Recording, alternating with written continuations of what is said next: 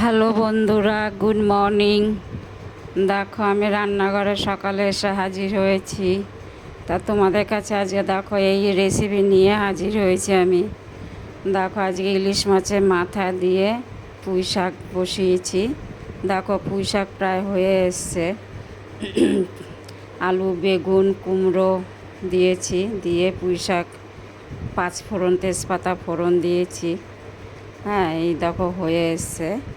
আর ইলিশ মাছ করব, কাঁচকলা, গাঁঠি কচু আর বেগুন দিয়ে করব। তা তোমরা দেখতে থাকো এটা।